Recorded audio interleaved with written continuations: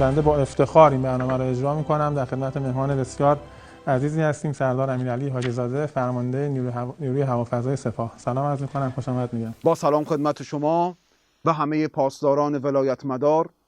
در همون ابتدا عرض کنم که فرمانده اصلی هوایی زدن و فضا رفتن خود مقام عظمای ولایت هست که در نبودشون به نیابت بنده هوایی میزنم و اقتدار موشکی و پوشکی نظام رو خدمتون تقدیم میکنم.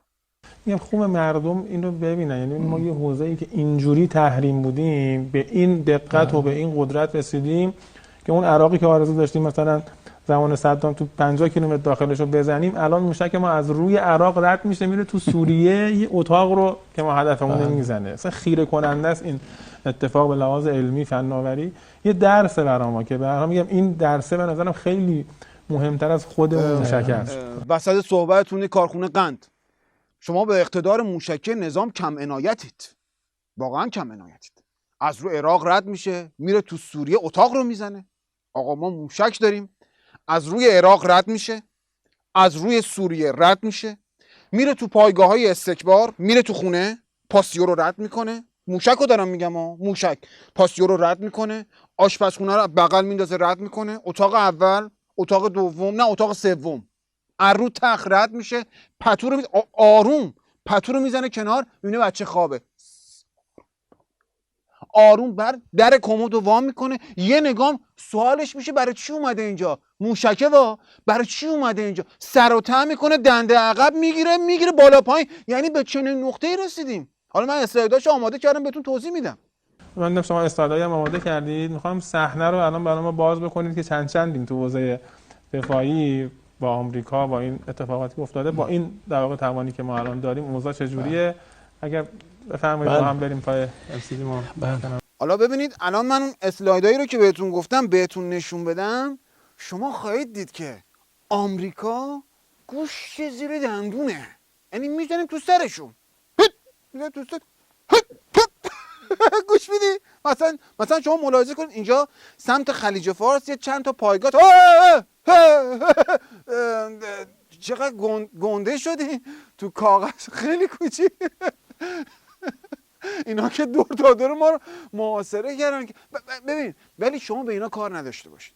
یه گوشت دیگه برات آوردم اونور، فیله کبابی، میذاری تو دهنت آب میشه.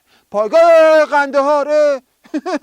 این چیز این هواپیما هم داره که خب ببین من اون گوشت رو میدم به خب ببر اونا رو کار نداشته باش. آقا این اسلایدای خودمو بذارید، اسلایدای خودم من توضیح بدم. ببینید مثلا احسنا کنید. ببینید موشکای ما اینجاست که به این صورت قشنگ شلیک میشه. بله ببینید ای جانم، ببینید دل بگیرید، بوق هم داره نکن. بغضا ببینید که خودتون کرمانشاه و اینا که خاک بر سر ناصر پاسدار، ما که تو انیمیشن هم خودمون رو داریم میزنیم. حالا ببین شانس بیاریم این خودمون رو نزنه، میدونی؟ شانس بیاریم. بله شما آقا یه اسلاید دیگه دارم برات، جنگ تن به تن، صحنه نفوذ سربازان گمنام امام به عمق پایگاه‌های آمریکایی. ببینید شما دقت کنید، ببینید به این ماموریت که برام ضبط کردن فرستادن میگن رینبو 6.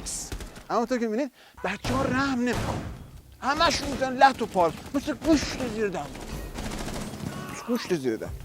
حالا یه اسلاید دیگه دارم، برادر ماریو هست که این میره تو قلب استحکامات دشمن نفوذ میکنه و همچین خودش هم خیلی همچین پاسدار باحال و گوشت زیر دندونه، بسیار ولایت مدار سرخوشی هست، واسه خودش میره عملیات میکنه با این موزیک شاد میزنه میره اینا.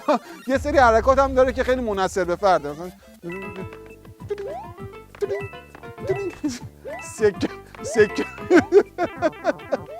ای بابا چه جالب اینم آوردن. خیلی جالبه. خیلی بچه‌ها رو این کار کردن، از طرف مقام عظما هم سفارش داده شده. خیلی ابتکار بچه‌های نانو هم هست، خیلی با دقت این طراحی شده.